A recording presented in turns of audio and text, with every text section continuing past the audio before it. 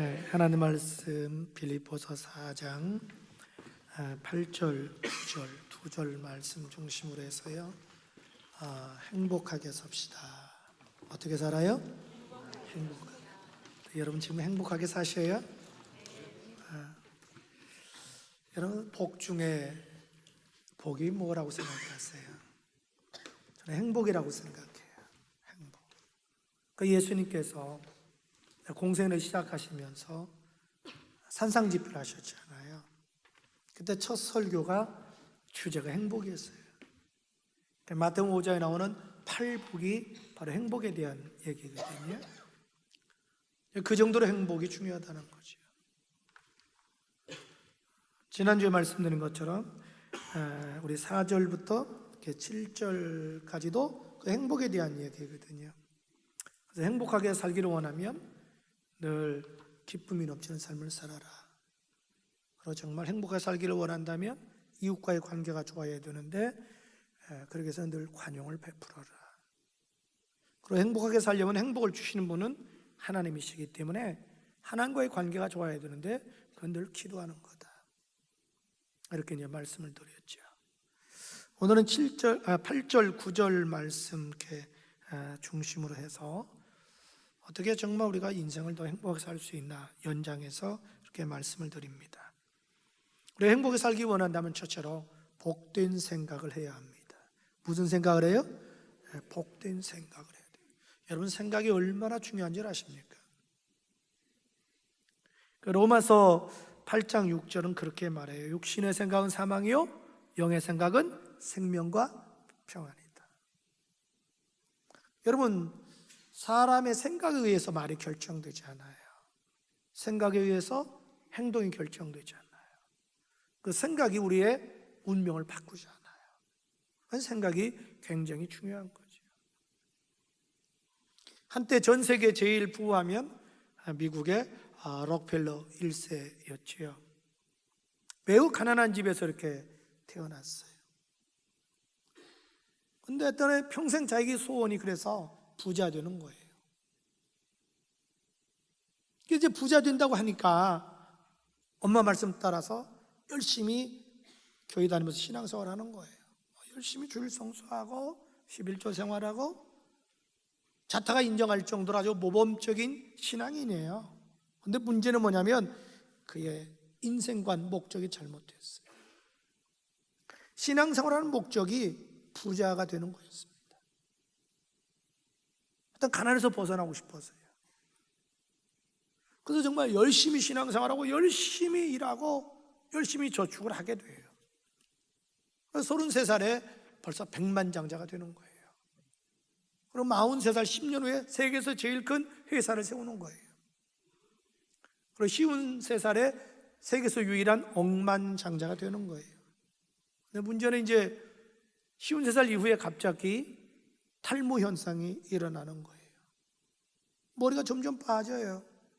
눈썹도 빠져요. 이삭의 입맛을 잃어가요. 한 주에 순수입이 8억 이상이 자기 호주머니에 들어오는데 겨우 매일 먹는 음식은 우유 몇 잔하고 비스켓 몇 개 외에는 못 먹는 거예요.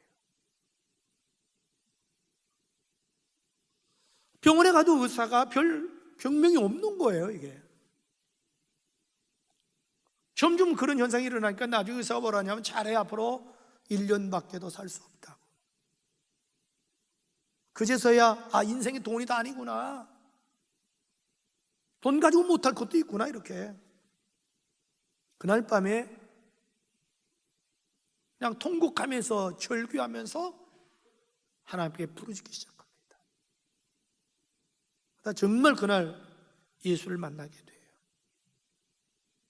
록펠러 스스로 고백을 해요. 그때 자기는 처음 거듭났다는 거죠. 그들은 교회 다녔지 거듭나지 않았다는 거죠. 그날 그 절규 속에 울부짖다가 거기서 주님 만나고 거듭남을 경험하게 되죠. 그러고 나서 그의 생각이 바뀌어요. 이제는 내가 돈을 모으려고 사는 게 아니라 하나님과 이웃을 위해서 돈을 쓰면서 살아야 되겠다. 그래서 세운 것이 록펠러 재단을 만드는 거예요. 모든 돈을 록펠러 재단에다가 기증을 해요. 그래서 미국 전역에 전 세계적으로 교회를 세우고 또 선교하고 병원을 세우고 대학을 세우고 고아원을 세우는 거예요. 그리고 우리가 잘 아는 것처럼 유엔 있잖아요. 빌딩도 지어서 그냥 무상 기증하는 거예요. 그리고 평생 동안 영원히 뉴욕에 사는 사람들이 수돗물을 써도 요금을 지불하지 않을 정도로의 돈을 미리 지급해 줘요. 지금도 뉴욕은 물값이 없습니다. 그런데 희한한 것은 그런 일이 벌어지고부터 이상하게 입맛이 돌아오는 거예요. 건강이 회복되는 거예요. 그런데 그렇게 주는데 문제는 뭐냐면 사업이 더 잘 되는 거예요. 나중에는 자기 11조만 계산하는 직원만 38명을 두게 돼요. 그리고 1년밖에 못 산다는 분이 98세까지 살다가 하늘나라 가게 돼요. 이 생각이 참 중요해요. 그래서 오늘 그렇게 말을 해요. 8절 보십시오. 끝으로 형제들아, 무엇에든지 참되며 무엇에든지 경건하며 무엇에든지 오르며 무엇에든지 정결하며 무엇에든지 사랑받을 만하며 무엇에든지 칭찬받을 만하며 무슨 덕이 있든지 무슨 기름이 있든지 이것들을 생각하라. 여기서 끝으로 이 말은 결론적으로 말해서 이 말이에요. 여기서 무엇에든지 이 말은 쉽게 풀면 어떤 경우에도 이런 말이에요. 다시 말해서 어떤 경우에도 다음과 같이 생각하면 우리는 행복한 인생을 살 수 있다 이 말입니다. 그럼 우리가 어떤 생각을 해야 될까요? 먼저는 어떤 경우에도 참된 생각을 하라는 겁니다. 자, 8절 볼까요? 그것들을 형제들아 무엇에든지 참되며 그랬죠. 참되다는 것은 진실을 말해요. 그러니까 어떤 경우에도 진실한 생각을 하라는 거예요. 그럼 행복하게 살 수 있다는 거예요. 거짓된 생각하지 말고. 그 다음에 봅시다. 뭐라고 그랬나? 무엇에든지 경건하며. 그러니까 어떤 경우에도 경건한 늘 생각하라는 거죠. 그럼 경건이 뭐냐라는 거죠. 여러분, 경건은 쉬워요. 예수님이 경건이에요. 다시 말해서 여러분이 뭘 선택하고 뭘 결정할 때 예수님이라면 어떻게 하셨을까? 요거 생각하고 행동하고 결정하면 그게 바로 경건이에요. 늘 우리의 기준은 예수님이 돼야 돼요. 아, 예수님은 어떻게 했을까? 그래서 성경이 이렇게 말하거든요. 골로새 3장 1, 2절 말씀에 그러므로 너희가 그리스도와 함께 다시 살리심을 받았으면 위의 것을 찾으라. 그는 그리스도 예수께서 뭐라고 그래요? 하나님 우편에 앉아 계시니라. 그 다음에 다 같이 시작. 위의 것을 생각하고 땅의 것을 생각하지 말라. 네. 위의 것 즉 주님을 생각하라는 거죠. 그리고 우리는 어떤 경우에도 옳은 생각을 하며 살아야 됩니다. 옳은 생각. 자, 8절 또 볼까요? 무엇에든지 오르며, 즉 어떤 경우에도 늘 옳은 생각하라는 거죠. 옳다라는 게 뭐냐면 정직한 생각을 말해요. 바른 생각. 어떤 경우도 우리가 정직하고 올바른 생각을 하라는 거지요. 그러면 행복하게 살 수 있다는 거죠. 여러분, 사람이 이렇게 불행해진 줄 아세요? 그건 생각이 비뚤어져서 그래요. 오늘 이 세상 사람들이 되게 일반적으로 그런 사고를 가지고 있잖아요. 목적을 위해서는 수단 방법 가리지 않잖아요. 그래서 우리가 그런 말 있잖아요. 꽁 잡는 게 매라고. 뭐로 가도 서울만 가면 된다고. 이건 굉장히 잘못된 거예요. 여러분, 우리 그리스도인들은요, 목적이 선해야 돼요. 목적 자체가 선해야 돼요. 그리고 목적을 이루는 과정 자체가 떳떳해야 돼요. 정당해야 돼요. 올바라야 돼요. 그렇게 하면 얼마든지 우리가 행복하게 살 수 있다는 거죠. 여러분, 성경에 우리가 추천한 인물 중에 한 분이 다니엘이죠. 이 다니엘은 유대인인데 시대를 잘못 만나서 15살 때 나라가 이렇게 멸망하게 되거든요. 그래서 바빌론 제국의 그 포로로 잡혀가요. 그래서 왕궁에서 특수훈련을 받아요. 근데 어쨌든 간에 바빌론 제국에서 포로 출신임에도 불구하고 재상을 지내게 돼요. 총리를 지내요. 그리고 바벨론 제국이 페르시아 제국에 의해서 또 멸망당하거든요. 그리고 옛날의 역사는 정권 바뀔 정도가 아니라 나라가 바뀌잖아요.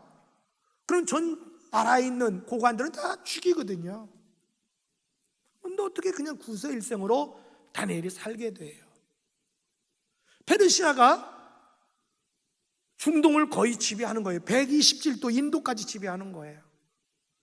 그래서 나라를 다스리려니까 127명의 도지사를 세우고 그 위에 총리 셋을 세우는데요, 인재를 찾는 거예요. 근데 여기저기서 누구를 추천하냐면 다니엘 왕에게 추천하는 거예요. 자, 유대인 출신이죠. 이때 나이가 80이 넘었죠. 전 제국 사람이거든요. 그 왕이 면담했을 거 아니에요? 아정 왕이 뿅 가는 거예요. 다리 왕이 그래가지고 이 유대인 포로 출신 전 제국의 사람 80 넘은 노인을 파격적으로 수석 총리를 세우거든요. 그 이유는 세 가지예요. 하나는 그의 뛰어난 영성이에요. 하나님이 그의 믿음을 보시고 세웠잖아요. 그리고 그의 실력이에요. 실력이 뛰어나는 거예요. 뭘 맡겨도 감당할 수 있다고 본 거죠. 더 중요한 건 그의 인격이에요. 그는 정직해요. 충성스러워요. 그래서 성경이 이렇게 말을 해요. 다니엘서 6장 3, 4절에 다니엘은 마음이 민첩하여 총리들과 고관들 위에 뛰어남으로, 그 실력이 뛰어나다는 거죠. 왕이 그를 세워 전국을 다스리게 하고자 한지라 이에 총리들과 고관들이 국사에 대해 다니엘을 고반할 근거를 찾고자 했으나 그걸 제거하기 위해서 아무 근거 아무 허물도 찾지 못하였으니 이는 그가 충성되어 아무 그릇함도 없고 아무 허물도 없습니다. 바로 그의 항상 이 사고가 생각이 건전한 거예요. 정직한 거예요. 바르게 생각하는 거예요. 그러니까 행동이 바르게 나오죠. 그를 트집잡을 수 없었던 거예요. 또 우리가 어떤 생각을 해야 될까요? 어떤 경우에도 정결한 생각을 하라는 거예요. 정결한 생각. 자, 8절 볼까요? 무엇에든지 정결하며. 이 정결은 영어로 pure거든요. 깨끗하다는 말이에요. 좀 어떤 경우도 우리 예수 믿는 사람은 좀 생각이 순수해야 된다는 거예요. 깨끗해야 된다는 거예요. 좀 생각이 더러우면 안 된다는 거예요. 그럼 어떻게 우리가 늘 정결한 생각, 순수하고 깨끗한 생각을 할 수 있을까요? 그건 성령 충만 받으면 돼요. 이유가 뭐냐면 성령 충만 받으면 성령의 열매를 맺잖아요. 성령의 열매가 몇 가지죠? 9가지잖아요. 그 자체가 아주 정결하지 않아요? 한번 해볼까요? 시작! 사랑과 희락과 화평과 오래 참음과 자비와 양성과 충성과 온유와 절제, 이렇게 나오잖아요. 그리고 늘 우리가 이 정결한 생각하려면요, 좀 믿음의 사람과 교제해야 돼요. 사람이 친구 따라 강남 간다고요? 누가 교제에 따라서 우리 사고가 바뀌거든요. 그리고 늘 우리가 이 정결하고 순수한 생각하려면요, 늘 기도하고 말씀을 가까이 하면 돼요. 여러분, 우리가 한번 생각해보세요. 여러분의 생각이 순수한데 깨끗한데 행복할 수밖에 없잖아요. 그리고 또 어떤 생각을 해야 될까요? 우리가 사랑하며 살려는 생각하고 살아야 돼요. 자, 그 다음에 봅시다. 성경에 무엇이든지 사랑받을 만하며 그랬죠.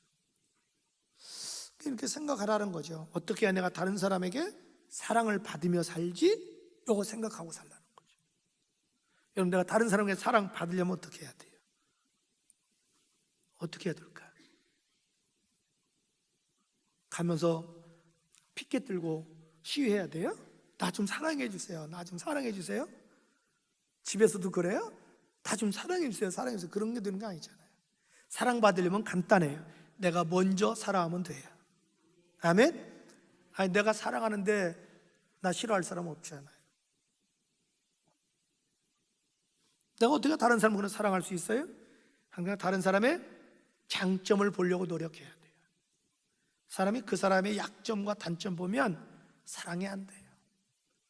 뭔가 장점 눈에 보이지 않아요? 또 나름대로. 그럴 때 우리가 사랑하게 되죠. 내가 사랑하면 내가 사랑받게 되는 거죠. 그리고 어떤 생각해야 될까요? 어떤 경우에도 칭찬받을 만한 생각을 하라. 칭찬받을 생각하라는 거예요. 자, 그 다음에 8절 봅시다. 무엇에든지 칭찬받을 만하며 그랬잖아요. 이런 얘기예요. 여러분이 뭘 결정을 행동할 때 내가 이걸 하면 다른 사람의 칭찬을 들을까? 요거도 모을까? 이거 좀 생각하라는 거죠. 뭐 나야 내 인생 사는데 뭐 니들이 알아서 뭐해? 아유, 요즘 갑질했다가는 큰일 나잖아요. 늘 생각해보라는 거죠. 내가 이거 이렇게 하면 사람들 앞에 칭찬 들을까 욕 얻어먹을까? 그래서 내가 칭찬 들을 일을 하라는 거죠. 그러면 저들이 우리를 칭찬한다는 거죠. 여러분 사도행전 6장에 보면요, 초대교회에 그 안수 집사를 세울 때 기준이 딱 4가지 있잖아요.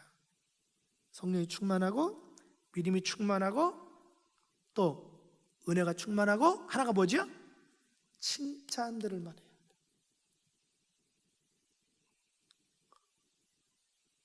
구약의 모세가 이스라엘 탔을 때 힘들으니까 하나님께 너무너무 힘들어요 하나님. 그러니까 알았어, 내가 네 짐을 나누어 줄 70인 장로 세워줄게. 기준 중에 하나가 뭔 줄 아세요? 인정받는 사람이었어요.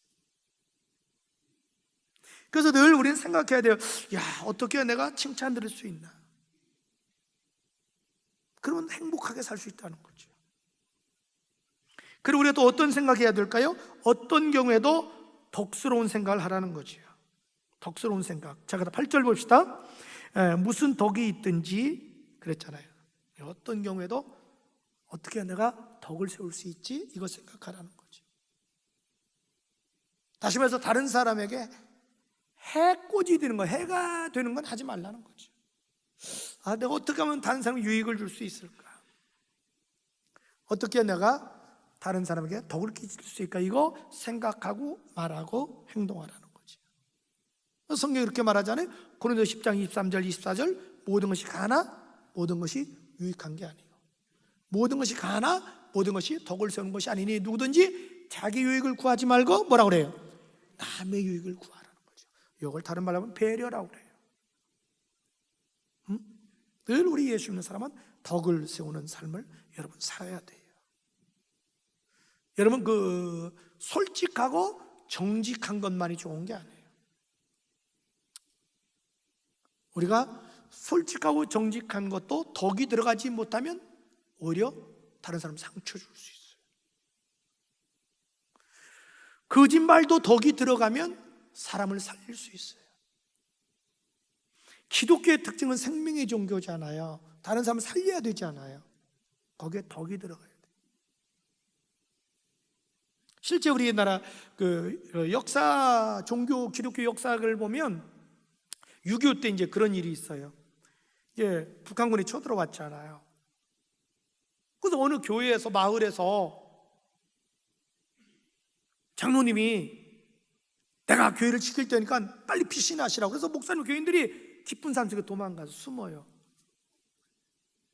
공산군이 쳐들어와서 동네를 점령해요. 뭐가 이상해요. 그건 그 장로님을 부르는 거예요. 총 위협하는 거죠. 너 진실을 얘기 안 하면 너 죽인다고. 그러니까 다 이실직고 해버렸어요. 그래서 대부분 교인들이 잡혀가지고 총살당하게 돼요. 나중에 6.25가 끝나고 이게 문제가 되거든요, 동네 사람들 앞에. 그러니까 장로님이 뭐라고 하냐면, 아니 나는 성경대로 진실한 얘기를 했다고 그래요. 그게 진실인가요? 진실해요? 아니에요. 우리가 진실에도 덕이 따라가지 않으면 그건 살인이 될 수 있어요. 그런데 거짓에도 덕이 들어가면 사람을 살려요. 저는 이렇게 제자 훈련때 꼭 그런 예를 들어요. 가령 이제 한 7월, 8월 막 이때쯤 됐다고 가정해봐요. 우리 집에 고3 자녀가 있어. 얼마나 엄마가 예민해져요, 신경이, 자녀 때문에. 근데 갑자기 시골에서 시부모님이 전화가 온 거예요. 뭐냐면 시어머니가 그러는 거예요. 야, 시아버지 일하다가 다쳐서 넘어져서 다리 다쳤어, 기부스했어, 쉬어야 된대. 근데 네 집에 가서 쉬고 싶다 그러는 거예요. 아휴, 가슴이 철렁하는 거야, 이 며느리 입장에서. 이제 저녁에 이제 막 얘기하는 거예요, 남편 돌아오니까. 꼭 서울에 시아 주모님도 계시는데 그건 고3이 없는데 뻔히 우리 집에 고3 있는 줄 알면서 꼭 우리 집에 오셔야 되냐고 말이야. 아들 입장은 다르잖아요. 당신 말도 맞는데 어머니 말도 맞아. 그럼 우리 집 오셔야지. 아니 오시면 말이야 애가 얼마나 불편한데. 그래서 이제 말다툼이 시작됐다. 그래서 서로 이제 막 뚜껑 열리기 시작하는 거예요. 김이나 막 하는데 띵동 띵동 그러는 거예요. 이렇게 화상 보니까 이거 성질도 급해라. 시엄니가 시아버지 못 빠지는 시아버지를 모시고 온 거야. 이거 큰일 났네. 어떻게 문은 열어드려야지요. 문 열어줘 보니까 이제 눈치 보니까 알잖아요. 눈치 보니까 뭐가 영 불편한 것 같아. 눈치가 공기가 안 좋아. 그러니까 시어머니가 물어보는 거예요. 무슨 일이 있니? 우리 때문에 싸웠니? 그럼 여러분 뭐라고 대답해야 돼요? 솔직하게 얘기해야 돼요? 그건 아니에요 어머니. 잘 오셨어요. 잘 오셨어요. 그렇잖아도 아범하고 그 얘기 했었어요. 그냥 그 애가 고3인데 좀 열심히 안 해서 그냥 속상해서 그래요. 그럼 거짓말 한 거지요. 이게 나쁜 거예요? 여러분 나쁜 거예요? 덕을 기준으로 꼽아야 돼요. 예수 믿는 사람은. 그건 나쁜 게 아니에요. 덕을 세운 거예요. 그것 때문에 어머니가 편안히 아버지 오셨다 가는 거예요. 만약에 진실해야 된다고 해서 네 맞아요 어머니 아버님 오시는 것 때문에 싸웠어요. 잘났다요. 그 순간에 어떻게 부모님 데려가시잖아요. 그건 깨지는 거예요. 더 높은 차원의 윤리도덕을 모르는 거예요. 그래서 예수 믿는 사람은 언제나 덕이라는 걸 굉장히 중시 여겨야 돼요. 솔직하냐 거짓이냐 이 기준에 덕을 놓고 생각해 보면 돼요. 그게 사람을 살리는 거냐 죽이는 거냐 이렇게 생각해요. 그래서 덕을 생각하라는 거예요. 그 다음에 이렇게 말합니다. 우리가 어떤 생각해야 되냐? 어떤 경우에도 좋은 기억으로 남을 걸 생각하라는 거예요. 좋은 기억으로 남을 거. 자, 그 다음에 8절 봅시다. 무슨 기림이 있든지 이것들을 생각하라. 그리고 어떤 경우에도 기림이 뭐냐면 기억이라는 뜻이에요. 그러니까 어떤 경우에도 내가 좋은 기억으로 남을 걸 생각하고 말하고 행동하라는 거지. 여러분 우리 인생은 일기장이잖아요. 인생은 일기장이에요. 여러분 한번 성경을 봐도 그렇고 인류 역사를 우리나라 역사를 봐도 좋은 의미로 길이길이 기억에 남는 분들이 많이 계시잖아요. 그분들의 공통적인 특징이 뭐예요? 자기 희생이에요. 아낌없이 베풀고 섬긴 사람들이에요. 정말 내가 여러분 자손들 앞에 교인들 앞에 주변 사람 앞에 내가 좋은 기억으로 평생 남기를 원한다면 내 희생하면서 베풀고 섬길 줄 알아야 돼요. 늘 우리 그리스도인은 그거 생각하라는 거예요. 어떻게 내가 좋은 이미지로 남을 수 있을까? 여러분 생각이 그 사람의 인격을 결정해요. 삶을 결정해요. 운명을 결정해요. 그래서 바울은 그러는 거예요. 그리스도인들이여 복된 생각을 하십시오. 전 여러분이 복된 생각하며 살기를 축복합니다. 둘째로 어떻게 해야 우리가 인생을 행복하게 살 수 있을까요? 이건 복된 행동을 할 줄 알아야 됩니다. 복된 행동을 할 줄 알아야 돼요. 자, 9절 봅시다. 9절 너희는 내게 배우고 받고 듣고 본 바를 행하라. 행하라 이런 얘기예요. 여러분들이 아무리 복된 생각을 해도 행동으로 옮기지 않는다면 그건 아닙니다. 여러분 행동이 생각이 열매잖아요. 아무리 생각이 아름다워도 그걸 행동으로 옮기지 못하면 마치 입이 무성한 무화나무 같아요. 열매가 없는 거예요. 우리 예수님이 그랬잖아요. 열매를 보면 그걸 알 수 있다고 그랬잖아요. 나무를. 그래서 마태복음 7장 10절에 이러므로 그들의 열매로 그들을 알리라. 다시 말해서 그들의 행동을 보면 그 사람의 인격, 그 사람의 사람 됨됨이 그 사람의 사고를 알 수 있다 이 말이죠. 야고보 선생은 그런 얘기 하잖아요. 행함 없는 믿음은 죽은 믿음이다. 야고보서 2장 17절 화상보고 한번 다시 읽을까요? 시작. 이와 같이 행함이 없는 믿음은 그 자체가 죽은 것이다. 이렇게 말을 해요. 여러분 참된 신앙은 행동이 있어야 돼요. 우리가 행할 때 믿음의 역사가 나타나고, 수고할 때 사랑의 역사가 나타나고, 소망 가운데 인내할 때 소망이 소망되는 거잖아요.